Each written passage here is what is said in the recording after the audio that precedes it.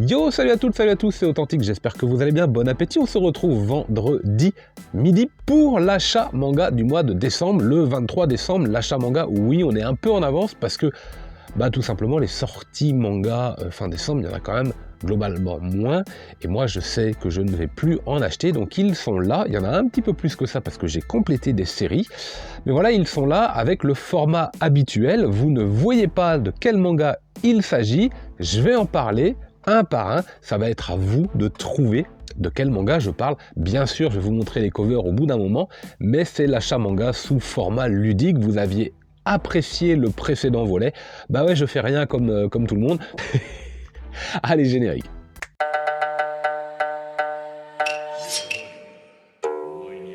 Hop, alors comme je vous le disais, c'est un achat manga ludique, donc je ne vous présente pas le manga, j'en parle, au bout d'un moment je vous montre la cover et c'est à vous bien sûr d'essayer de trouver de quel manga il s'agit avant que je vous montre le titre. Alors là on démarre tout de suite bien sûr avec un essentiel, un must-have, un inévitable, un culte, un sans fin aussi peut-être, puisque nous sommes déjà au tome avec sa cover très spéciale, métallisée, limitée, mais il y en a quand même une sacrée quantité, au tome 103, une histoire de pirate, ça y est, vous m'avez déjà vu venir, et oui, le tome 103 de One Piece que voici. Elle est belle la cover, elle est belle, alors elle est belle dans son design et elle est belle en plus dans sa forme aussi parce qu'elle est vraiment jolie, elle est vraiment brillante. Oh, je ne l'ai pas lu, vous savez que j'accuse aussi un certain retard dans One Piece, mais c'est un manga culte, hein, forcément je me tiens un jour encore plus si l'édition est particulière. On continue toujours dans le monde du shonen. Alors c'est pas le tome 103, c'est juste le tome 3. On lui espère au moins 23 ou 33 tomes, pourquoi pas, ce sera déjà pas mal. La sortie des 2 premiers tomes avait eu lieu chez un tout nouvel éditeur. Et c'est un C. J'étais resté mitigé sur certains aspects du titre, mais emballé par l'énergie qu'il dégageait dans certains dessins, déjà certains traits, et puis dans l'environnement et dans l'humour également, que je trouvais sur l'ensemble des 2 tomes plutôt pas mal. Je demandais à voir si le tome 3 continuait comme ça, parce que quand 2 tomes sortent d'un coup, on se dit que c'était peut-être déjà le cas au Japon, et on se dit que peut-être le scénario, le cycle des 2 premiers tomes ont été faits en sorte que tout fonctionne bien, donc on attend le tome suivant. C'est comme quand un tome 1 sort, on attend un peu le tome 2 pour voir si c'était vraiment l'énergie du premier ou si c'est une énergie qui va perdurer. Et non, ça dure, c'est très bien, c'est même mieux en fait. Vous m'avez vu venir, il y a beaucoup de D, beaucoup de A dans ce titre. Ah, le tome 3 de Dan Dadan, voilà, avec pas mal de couleurs flashy, fluo, toujours autant d'humour et toujours autant d'énergie dans les traits. J'apprécie et je valide en fait Dan Dadan chez Crunchyroll. On enchaîne, toujours du shonen, avec une comédie d'action, d'espionnage, peut-être. Et une comédie, mais oui, c'est ça, un manga d'espionnage, mais de comédie en vérité, avec un personnage culte, une petite fille avec des cheveux roses, qui est capable de lire dans la tête des gens, c'est trop facile bien sûr. Spy Family, tome 10, avec un tome très sympa, parce qu'on a un petit background sur le passé d'un des personnages, et pour le coup, moi je suis pas trop flashback, mais là ça ne l'est pas vraiment en fait. C'est plutôt bien foutu, c'est plutôt bien amené, c'est pas trop long, et c'est vraiment utile sur la psychologie et la construction des personnages qu'on voit actuellement au temps présent de l'histoire. Donc c'est plutôt sympa, je suis vraiment pas fan des flashbacks, pour le coup je vous ai déjà expliqué pourquoi, je trouve souvent trop long, souvent inutile, souvent ils rajoutent une pièce essentielle à l'histoire comme si d'un seul coup on venait d'avoir l'idée de se justifier d'un scénario, mais là non, ça justifie pas en fait, parce qu'on le soupçonnait déjà, mais voilà, on le voit, on le découvre, et c'est plutôt pas mal. Spy Family avec le personnage d'Anya, la petite fille qui est géniale, c'est un personnage manga qui est déjà culte en fait, qui est déjà inoubliable. Elle a des mimiques et des regards et des attitudes, mais c'est fantastique, c'est juste drôle. Spy Family chez Kurokawa, tome 10. Là, c'est une commande spéciale chez Kiyun, c'est le tome 5 sur 7 prévu, donc création originale Kiyun. Alors, un manga post-apocalyptique avec un grain assez épais dans les pages. Il y a un petit côté... je sais pas, j'ai pas la ref en fait, j'ai pas vraiment de référence là, mais c'est très agréable et plutôt dynamique également. On se prend pas la tête, hein, ça reste une lecture assez popcorn dont le final sûrement sera correct, sans plus, je m'attends pas à grand chose, mais l'ensemble de l'histoire est tout à fait satisfaisant. Et je parle bien sûr de Tsugumi Project, avec, vous le voyez, cette cover qui est très sympathique et qui est à la hauteur des dessins qu'on peut retrouver à l'intérieur, hein. Je peux vous en montrer un petit peu parce que, à l'inverse des 3 premiers que je viens de vous présenter, c'est un manga qui est un peu plus de niche, mais qui reste vraiment cohérent dans son fond et dans sa forme. Un tome par an, ça laisse aussi le temps de la création et de la construction et narrative et du dessin. C'est normal aussi que voilà, le trait et la qualité soient en rendez-vous, j'ai envie de dire. Parce que sinon ce serait quand même relativement décevant et ce serait un pari que Ki-hoon ne peut pas prendre, hein. Ce serait à perte, ça marcherait pas. Voilà un titre série courte SF post-apo que je recommande, moi découverte 2022 que j'apprécie énormément, Tsugumi Project. Alors j'en ai parlé en début de semaine, mais j'avais envie de vous reproposer les 2-3 essentiels, 3-4 essentiels quand même. C'est un arrivage, c'est du service presse, et j'en profite, je relance un concours. Bon, alors on va d'abord essayer de faire deviner le manga, parce que si je vous le dis dans le concours, c'est naze. Mais bon, ça y est, vous avez trouvé. Alors on est sur un diptyque, hein, c'est là, enfin en tout cas on est sur le tome 2 qui vient de sortir. Rigide, on est chez Meian et c'est vraiment tout en couleur et c'est onirique à souhait, c'est d'une douceur et d'une poésie vraiment mais adorable et sympathique et fraîche et légère quand même, mais assez philosophique, pas dénuée de sens. Bref, on passe un très très bon moment de lecture avec Majika et là ce sera son tome 2. Vous avez vu comment il est beau, mais il est magnifique et quand je vous dis qu'il est tout en couleur, je peux vous mettre une page. Est-ce qu'on va essayer de trouver une page qui se montre? C'est très pastel, alors peut-être qu'à l'écran ça va pas être très probant, parce que ça va pas vous éclater au visage sur l'écran, ça c'est sûr, c'est vraiment atténué au niveau des teintes, mais il est magnifique. Il est magnifique, et donc le concours Majika, Meian, moi-même, sur ma dernière vidéo, le petit lien va s'afficher, nous vous faisons gagner les 2 premiers tomes de Majika pour 2 gagnants. Une petite réponse à apporter à une petite question présente dans la vidéo. Je vous laisse aller y faire un tour si vous ne l'avez pas encore déjà vu. Il y a beaucoup déjà de commentaires. Bonne chance à tous et à toutes. On enchaîne avec un tome 11. Un tome 11 sur 13 d'un manga dense, d'un manga glauque, d'un manga oppressant, d'un manga un peu malaisant, mais d'un manga addictif et captivant, aux traits ultra chargé, d'un manga qu'on n'avait pas vu venir et d'une qualité mais très nettement supérieure au fait qu'on n'avait pas vu venir le manga. Donc gros coup de feeling comme ça de chez Meian avec le tome 11 de Gannibal. Voilà, et franchement là ça c'est... Alors bien, une chose, si vous ne connaissez pas encore Gannibal, n'achetez pas juste le tome 1 si le manga vous intéresse vraiment. Craquez sur l'intégralité, voire même patientez encore un peu avec la sortie des tomes 12 et 13 et faites-vous l'intégrale d'un coup. Moi, ce serait le conseil que je vous donne parce que vous allez redéfinir la définition du mot frustration après la lecture d'un tome de Gannibal. Ça c'est clair, ça va pas le faire en fait. Vous n'allez pas être content du tout de ce que vous avez généré avec vous-même. Vous allez refermer un tome, je pense notamment au tome 6 ou 7 par exemple, et vous dites non, ça va pas être possible quoi. Et ben si, et voilà. Donc si vous avez vraiment envie de craquer, que vous savez que c'est pour vous, que ça fait un moment que vous le voulez, allez, prenez plusieurs tomes d'un coup, vous ne serez pas déçus. Gannibal, donc le tome 11, on a hâte au final. 2 tomes d'un coup. 2 tomes d'un coup, pourquoi? Parce que c'est le même tome en vérité et qu'il y a une version collector et une version plus simple. La version collector, je ne l'ai pas ouverte. La version simple, alors chose assez incroyable, je ne l'ai pas encore lue, je ne comprends pas comment j'ai fait pour ne pas lire, mais comme on est un peu en vacances, non. On est beaucoup malade et un peu en vacances, voire carrément pas en vacances et énormément malade, mais je prends mon temps, j'ai envie de le lire tranquillement. C'est un de mes mangas favoris actuellement, avec cette particularité d'un héros qui n'a pas besoin de beaucoup de coups de poing pour gagner, si vous voyez ce que je veux dire. Et donc la version collector de One Punch Man et sa version simple.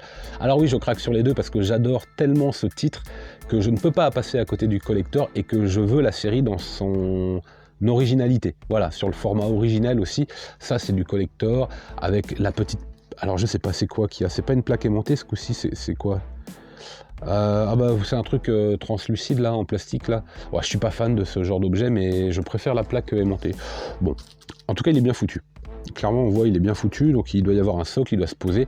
J'irai voir à quoi il ressemble, mais je ne l'ouvrirai pas puisque justement je fais exprès, voilà, pour le coup j'en fais vraiment un objet collector. C'est génial One Punch Man. Là aussi ça vous pouvez y aller les yeux fermés, le tome 25. Alors ensuite on est sur un achat Vinted. J'ai sur Vinted, là, j'avais vendu 2-3 trucs en novembre et j'étais arrivé à la somme de 104 € sur les 107 ou les 108 dont j'avais besoin pour faire l'intégralité des tomes manquants d'une série que j'avais commencé en début d'année. Une lecture coup de poing, une lecture uppercut, une lecture qui nous donne l'impression qu'on va parler de sport et de boxe, alors qu'en fait on parle aussi de la société japonaise d'après-guerre. Une lecture qui vous prend aux tripes, je me rappelle vraiment de cette lecture du tome 1, mais incroyable. Après j'avais acheté les tomes 2 et 3, mais finalement j'avais décidé de ne pas les lire et d'attendre l'achat en fait de la série dans son intégralité. Vous m'avez vu venir, donc là j'ai le tome 8 d'Ashita Nojo, édition vintage chez Glénat, donc il n'y a pas de cover, il faut faire attention, c'est vrai qu'on n'a pas envie de décorner les coins. Et donc, comme je vous disais, achat général de l'intégrale sur Vinted. Bon, alors ça m'a rien coûté en soi, hein, c'est hors budget. Voilà, donc ça fait plaisir, ça fait partie des séries que je termine cette année avec plaisir, et je me tiens un jour, voilà, on va les ranger tout de suite ici, parce que c'est là qu'ils vont, et on fera ça mieux tout à l'heure. Voilà, ça fait partie des objectifs, finir des séries le plus possible avant la fin de l'année, mais sans empiéter sur le budget, sans le dépasser, en trouvant voilà, des petites magouilles comme ça, de Vinted, de revente ou d'occasion, pourquoi pas, ou d'échange, enfin bref, tous les moyens étaient possibles.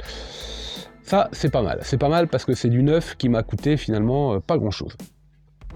Ensuite, le tome 3, d'une série de Yakuza avec pas mal de valeurs, d'amitié, de règlement de compte, un peu d'amour, de milieu de la nuit, Yakuza, de politique, avec un petit côté chasse au trésor. C'est une nouveauté Mangetsu de 2022, un très bon titre découvert. J'avoue que là aussi c'est une très bonne pioche, et je vous parle de Golden Guy, son tome 3, que je n'ai pas encore lu. Voilà. Je le lirai sûrement la semaine prochaine, et j'affectionne particulièrement la série. Je trouve là-dedans qu'il y a un personnage qui est arrivé et qui me fait penser au gars qui gère les soi-disant passages en fait dans Zalem, dans Gum en fait. Je sais plus son nom, mais je trouve que le faciès qu'il a dans le tome 2, on le voit, je ne sais pas si on le voit dans le tome 3, mais et je me rappelle plus du perso dans Gum en fait. Alors bon, si vous savez dans les commentaires, n'hésitez pas, mais voilà, si vous êtes d'accord, si vous voyez le lien, ce que je veux dire, je trouve qu'il y a une petite ressemblance. Manga que je recommande, franchement, il est très très bon. Tsutomu Takahashi, je pense, est l'auteur 2022 à mes yeux. Voilà. Ouais, on en reparlera, mais je spoil un peu les Authentic Manga Awards. Je pense que Tsutomu Takahashi est l'auteur que je préfère en 2022, même si c'est un auteur qu'on a déjà vu en France depuis bien longtemps. Mais voilà, avec les rééditions et les nouvelles séries, en veux-tu, en voilà, et les séries en cours, bon bref, et puis en plus elles sont d'une qualité incroyable, et là encore, on est sur l'avant-dernier tome d'un cycle ou du manga. Oh, moi je m'attendais pas à lire ça comme ça en fait. Là aussi c'est un manga coup de poing, c'est un manga uppercut, direct, crochet, tout ce que vous voulez. C'est de la boxe, ça sent la transpiration, c'est Black Box tome 5. Franchement, mais incroyable. Hein, c'est incroyable comment vous vous en prenez plein la tronche, et en plus vous vous en prenez plein la tronche, mais pas comme vous pensiez. Génial. Ensuite, le tome 24, et je pensais que c'était le dernier, mais non, c'est le 24 sur le 26e, c'est pas du tout le dernier, je suis un peu déçu, je pensais que j'avais fini une série, ça fait toujours plaisir de finir une série, sur le Dexter au féminin. Voilà, j'ai que ça à dire. Oui, on va passer parce qu'en fait, je les ai pas lus, je peux pas vous en parler plus que ça. J'ai une grosse quinzaine de tomes de retard, gift plus minus. Mais ça fait partie de ces séries qu'il faut suivre si vous avez décidé de les suivre, parce que sinon, vous allez vous retrouver avec le tome 15 ou le tome 19 en moins, et puis vous mettrez jamais la main dessus, et c'est complètement idiot. Donc voilà. Voilà, j'ai fait l'acquisition du 24, et j'attendrai, je pense, l'arrivée du 26e et dernier volume, hein, je crois bien, pour continuer et conclure cette lecture qui est pas mal. Et puis bon, vous le savez, j'ai une dédicace. Le tome 41 d'un manga édité chez Pika. Pour les mêmes raisons, je suis très en retard, mais je continue l'achat pour ne pas me retrouver avec des trous que je ne pourrai pas compléter.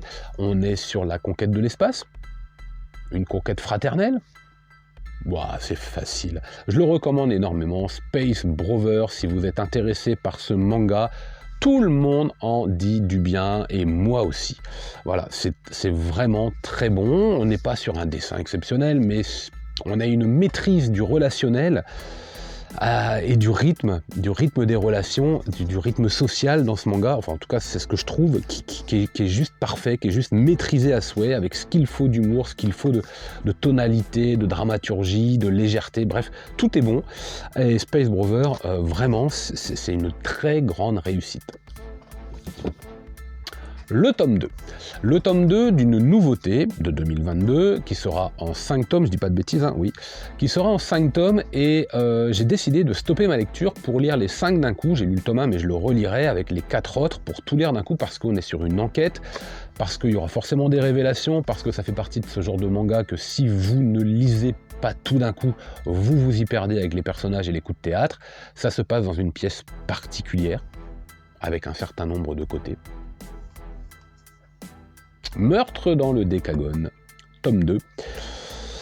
Voilà, je vous en parlerai plus quand ce sera fini. Je vous l'avais déjà dit après la lecture du tome 1, parce que, tout simplement parce que j'ai pas envie de me perdre dans toutes les explications et dans toute la narration. On enchaîne maintenant avec un manga fort sympathique, une découverte faite grâce à la série des vidéos J'achète vos mangatech. Et je crois que c'est un manga que j'avais pris chez Mangamibu, il me semble, si je ne dis pas de bêtises. C'est une comédie romantique. Attention, fumée tue, hein, vous le savez, c'est écrit sur tous les paquets de cigarettes, mais pas que. C'est aussi écrit sur les mangas. Cigarette and Cherry, le tome 3. C'est sympa, c'est frais, c'est léger, c'est fin, les relations sont plutôt pas mal. Alors jusqu'où on va, je sais pas, le tome 11 était le dernier, il est sorti récemment, donc je vais conclure cette série parce que j'aime beaucoup aimer la lecture des 2 premiers tomes. Là, le tome 3, on verra bien ce que ça donne, mais je me fais pas trop de mauvais sang, en fait, j'ai envie de dire, pour la lecture de ce titre qui va vraiment, je pense, me satisfaire et rester sur la ligne de conduite des tomes précédents. On verra bien. Alors là, par contre, on est sur du thriller qui traîne.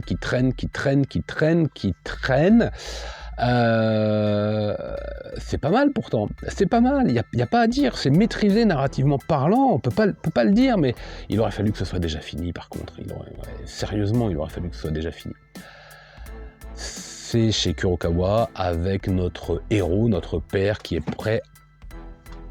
S'il vous plaît. Chacun son tour, hein, ne soyez pas pressés. Qui est prêt à tout pour défendre sa famille, en fait. Vous avez compris, la cover du tome 1, elle est magique. Hein. Vous savez, ce père de famille là sous la pluie, avec la cravate qui part, son impair, on sent toute la douleur, il est prêt à tout, en fait, quoi. On sent bien avec cette cover qu'il a fait quelque chose, ou il vient de subir quelque chose, et c'est assez puissant, quoi. Donc là, c'est My Home Hero, tome 16. Alors, je n'ai pas lu le tome 15 et 16 parce que je vais faire des lectures doubles ou triples de ce manga désormais. Parce qu'à chaque fois, j'ai cette même impression. Je dis, mince, mais c'est toujours pas fini, quoi. Donc, je préfère lire 2-3 tomes d'un coup pour voir un petit peu au niveau du scénario vers où on va et si ça tient vraiment la route ou si c'est moi qui déraille en me disant, bah non, mais c'est trop long, quoi. Je pense que c'est trop long. Ça, je le dis depuis un moment. Je le dis déjà depuis le tome 10, en fait.